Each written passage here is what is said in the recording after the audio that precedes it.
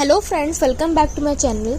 तो आज हम बायोफार्मास्यूटिक्स सब्जेक्ट में यूनिट सेकेंड है, उसका एक टॉपिक है आपका in vitro in vivo correlation IVIVC। आज हम इसके बारे में डिस्कस करेंगे। तो चलिए स्टार्ट करते हैं। सबसे पहले तो जानिए IVIVC मतलब इन विट्रो इन वीवो कोरिलेशंस क्या होता है।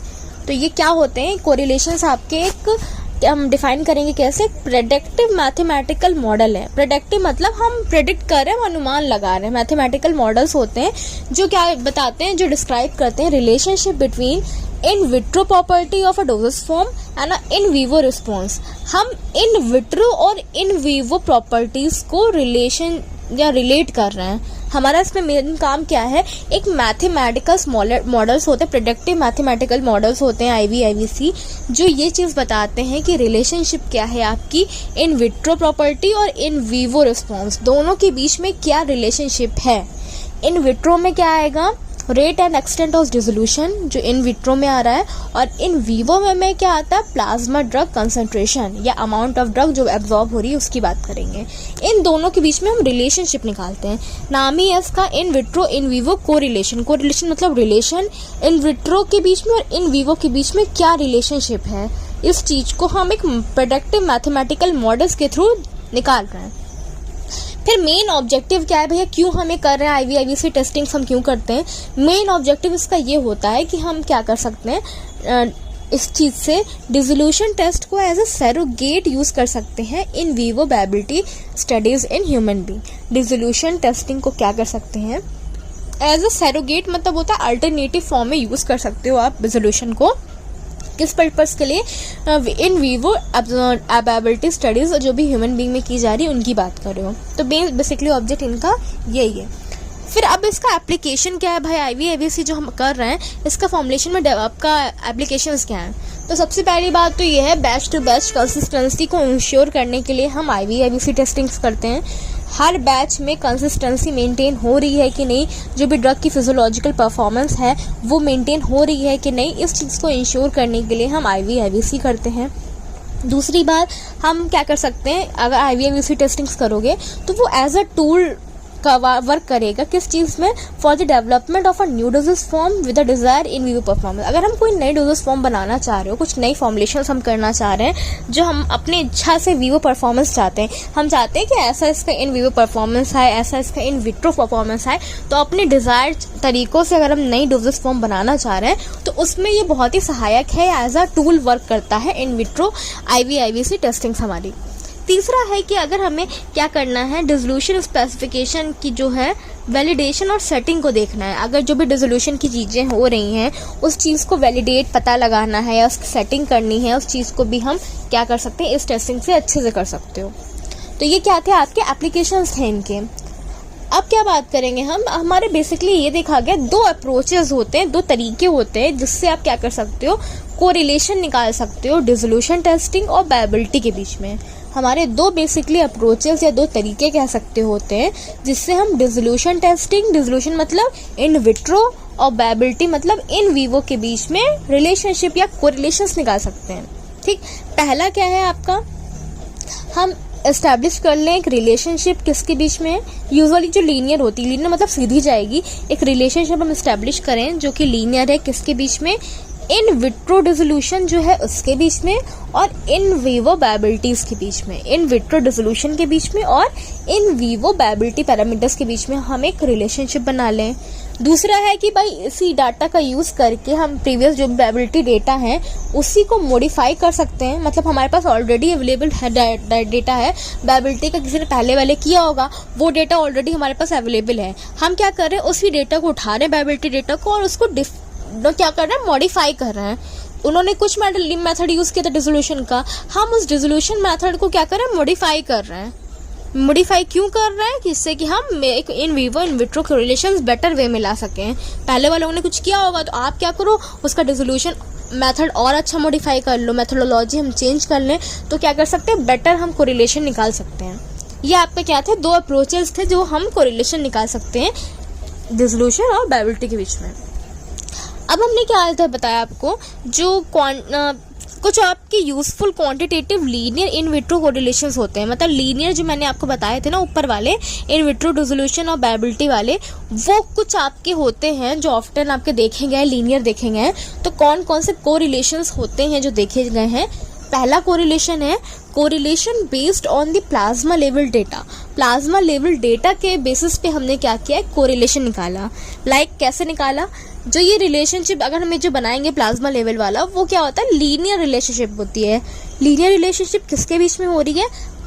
डिसोल्यूशन के बीच में और प्लाज्मा लेवल डेटा के बीच में। डिसोल्यूशन के जो पैरामीटर्स हैं उनके बीच में और प्लाज्मा लेवल डेटा के बीच में एक हम रिलेशनशिप निकाल रहे हैं जो यूजुअली लीनियर होती है।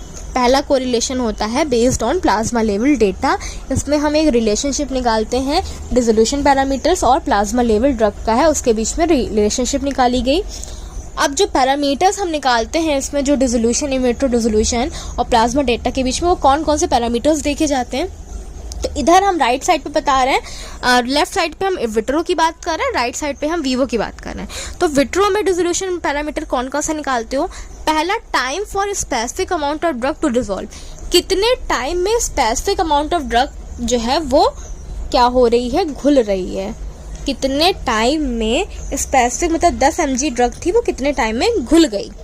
दूसरा है amount dissolve at a specific time point, मतलब टाइम फिक्स है, उस टाइम पे कितनी दवा घुली।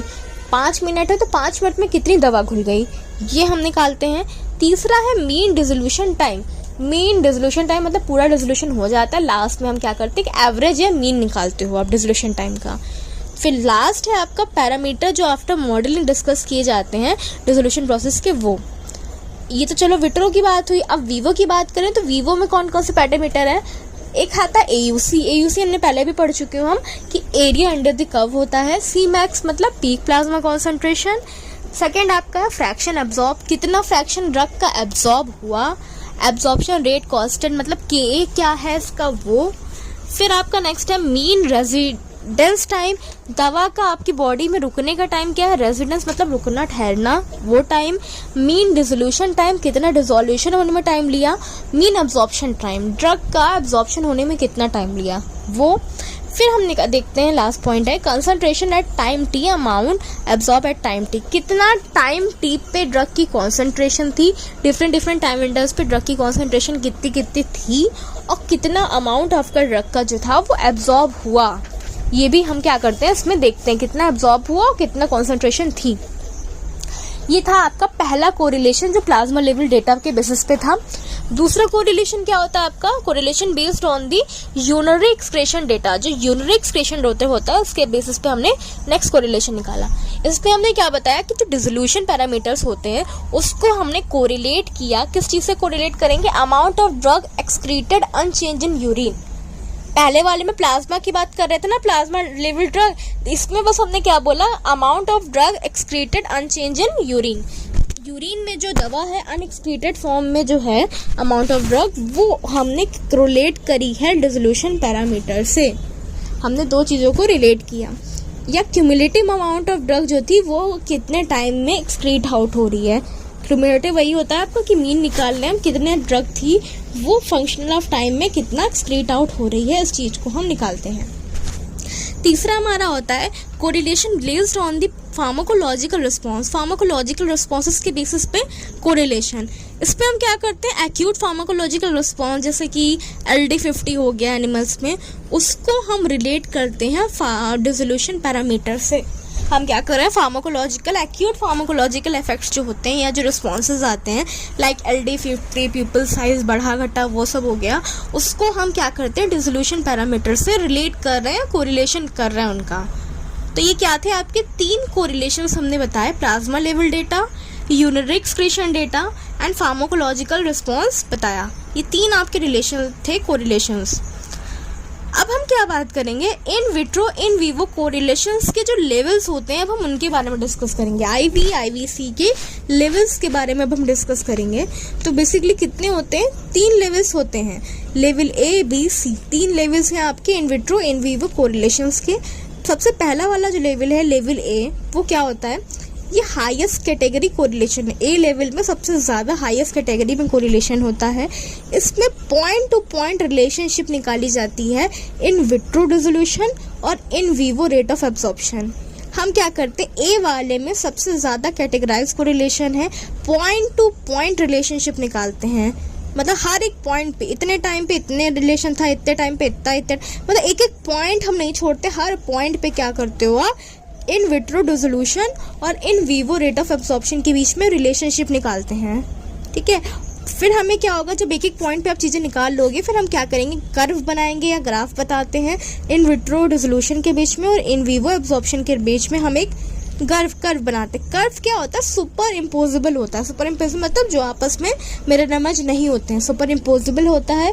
और इन्हीं मैथमेटिकल से हम क्या करेंगे, आगे अपना निकाल ले जाते हैं, जो हमें निकालना है रिलेशनशिप वो हम निकाल ले जाएंगे। अब ये तो चलो पहला हो गया, पॉइंट टू पॉइंट रिलेशनशिप था। बी वाला क्या होता है, लेवल बी की बात करें तो लेवल बी क्या होता है, यूटिलाइजेस द, इसमें बी वाले में बस ये ध्यान दीजिए आप कि स्टैटिकल मूवमेंट एनालिसिस के बेसिस पे होता है। जैसे पहले वाले में क्या था, पॉइंट टू पॉइंट रिलेशनशिप थी, इसमें हम स्टैटिकल मूवमेंट एनालिसिस के बेसिस पे हम क्या करते हैं, कोरिलेशन निकालते हैं। इसका मतलब मीन, इसका मतलब हो रहा है कि हम मीन निकालते हैं, मतलब पूरा कथा हो जाएगी, लास्ट में मीन निकाल लेंगे, बस मीन से कोरिलेट कर लेंगे।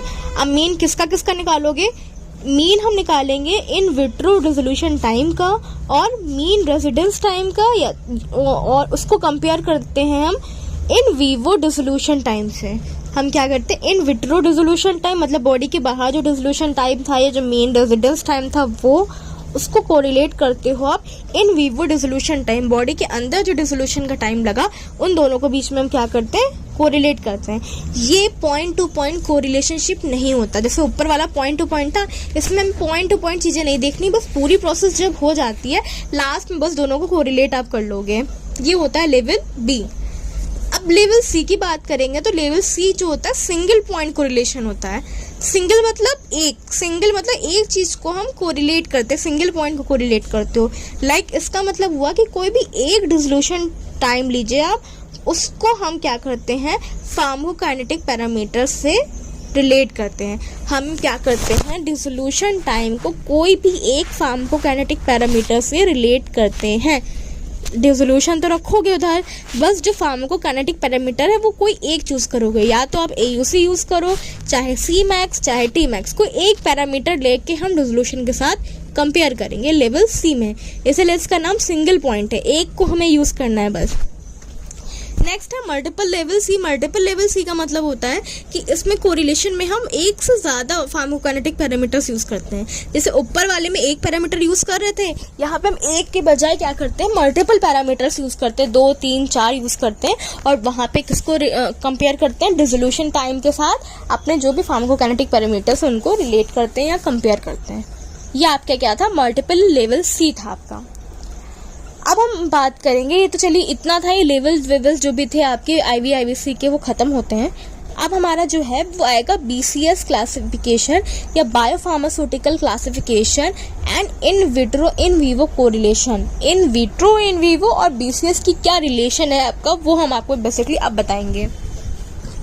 तो अगर BCS की बात करें, बायोफार्मास्यूटिकल क्लासिफिकेशन, इनमें हमने ये बताया कि BCS को इमीडिएट रिलीज ड्रग प्रोडक्ट के बाद उनका IV IVC से क्या रिलेशन है, जो भी चीज़ें हैं वो बता रहे हैं। तो देखिए पहला वाला जो हम आपको बता रहे हैं वो BCS for immediate release drug product and IVC expectations क्या होगी उस केस में वो बता। इमीडिएट रिलीज मतलब जो तुरंत रिलीज होता है, जो हो जाती हैं ड्रग्स, उनके बारे में बता रहे हैं। उनका जो BCS होगा और IVC उसमें कितना होगा कि नहीं होगा, वो हम आपको बेसिकली बता रहे हैं। तो BCS अगर बात करें इमीडिएट का, तो वो कितनी आपके होते हैं, 4 क्लासेस होते हैं BCS के इमीडिएट रिलीज के, class 1, class 2, class 3, class 4, 4 classes होते हैं।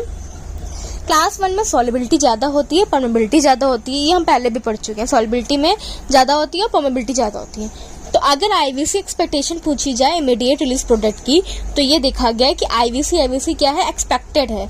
क्लास 1 की जितनी भी ड्रग्स होती हैं BCS में, उनका IVC एक्सपेक्टेशन होता है। क्यों होता है, क्योंकि डिसोल्यूशन रेट आपका कम है, गैस्ट्रिक इम्पिटिंग रेट से कम होता है, इसीलिए एक्सपेक्टेड है IVC हो सकता है। इस केस में आप कोरिलेशन निकाल ले जाओगे।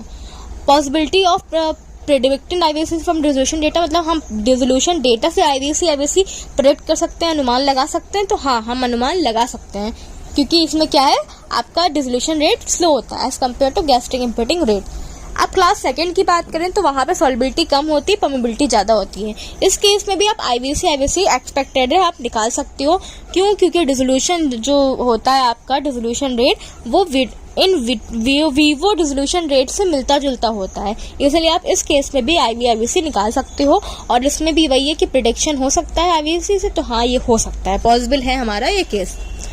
अब तीसरा जो आपका क्लास आता है, थर्ड क्लास, उसमें सॉल्युबिलिटी हाई होती है, परमेबिलिटी कम होती है। इस केस में क्या होता है, आपका एब्जॉर्प्शन रेट लिमिटेड होता है, और इस केस में आपका आईवीसी जो है वो नहीं होगी डिसोल्यूशन के साथ। थर्ड केस में नहीं होती, क्योंकि एब्जॉर्प्शन आपकी रेट लिमिटेड हो जाती है, रेट डिटरमाइनिंग या लिमिटेड प्रोसेस हो जाती है। इस केस में आईवीसी नहीं होती है, और आप प्रेडिक्शंस भी नहीं कर सकते, डिसोल्यूशन डेटा से आईवीसी प्रेडिक्ट नहीं कर सकते हो। फिर क्लास 4 की बात की जाए तो सॉल्युबिलिटी भी कम है, परमेबिलिटी भी कम है। इस केस में भी आपके लिमिटेड या बिल्कुल भी आईवीसी नहीं होगी, यहाँ पे भी जो प्रेडिक्शंस होंगी वो भी नहीं होंगी। तो ये आपका इमीडिएट रिलीज की हमने बात करी थी। अब ये जो दूसरा वाला आपका है वो क्या है, BCS for extended release drug product and IVC expectation. Extended release drugs जो हैं, अब हम उनकी बात करेंगे। वो इमीडिएट वाला था, अब ये क्या एक्सटेंडेड की बात करो।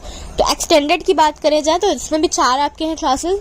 तो क्लास 1A, उसमें क्या होता है, सॉल्युबिलिटी आपकी हाई है और साइड डिपेंडेंट होती है, परमेबिलिटी भी हाई होती है, साइड डिपेंडेंट होती है। इसमें क्या है, आईवीसी जो होता है वो लेवल A एक्सपेक्टेड है, जो लेवल A होता है उसके अकॉर्डिंग हमारा आईवीसी होगा इसमें, पहले वाले केस में। अब क्लास सेकंड की बात की जाए तो यहाँ पे भी हाई एंड साइड इंडिपेंडेंट होती है। परमेबिलिटी इनकी क्या है, डिपेंडेंट होती है साइड पे, और नैरो एब्जॉर्प्शन विंडो। जो साइड डिपेंडेंट होती है, साइड डिपेंडेंट होती है, जैसे पहले वाले में क्या था, इंडिपेंडेंट था, इसमें क्या है, डिपेंडेंट होती है साइड पे, और एब्जॉर्प्शन विंडो बहुत कम होती है। इस केस में जो आईवीसी जो होगा वो लेवल C वाला एक्सपेक्ट किया जाएगा, लेवल C के अकॉर्डिंग जो चीज़ें होंगी वो चलेंगी इसमें। फिर है आपका सेकंड A में क्या है, सॉल्युबिलिटी कम, आपकी लो एंड साइट इंडिपेंडेंट। लो होती है और साइट इंडिपेंडेंट होती है। यहाँ पे आपका परमेबिलिटी ज़्यादा है और साइट इंडिपेंडेंट होती है। इस केस में थर्ड वाले में आपका आईवीसी लेवल A जो है वो एक्सपेक्टेड किया जाएगा। फिर आपका नेक्स्ट है सेकंड बी की बात करें तो यहाँ पे सॉल्युबिलिटी लो है और साइट इंडिपेंडेंट है। परमेबिलिटी की बात करें तो ये साइड पे डिपेंड करती है, नैरो एब्जॉर्प्शन विंडो है, यहाँ पे भी कोई आईवीसी नहीं होगा, या होगा भी तो बहुत कम होगा। फिर हम VA की बात करें, मतलब एसिडिक की बात करें तो वो वेरिएबल है सॉल्युबिलिटी, परमेबिलिटी भी वेरिएबल है। आईवीसी क्या होती है, लिटिल या नहीं होगा। और VB मतलब बेसिक की बात करें तो वेरिएबल है उनमें, परमेबिलिटी भी वेरिएबल है। यहाँ पे भी जो आईवीसी होती है वो लेवल A एक्सपेक्ट किया जाता है, जो लेवल A होता है उसके अकॉर्डिंगली हमारी चीज़ें आईवीसी की होंगी। तो ये जितना भी था ये आपका क्या था, आईवीसी था, इन विट्रो इन वीवो कोरिलेशंस के बारे में आज हमने डिस्कस किया। तो फ्रेंड्स आज के लिए इतना ही। अगर आपको वीडियो अच्छी लगी है तो उसे लाइक करें, अपने फ्रेंड्स के साथ शेयर करिए। तब तक के लिए कीप लर्निंग, कीप लिसनिंग।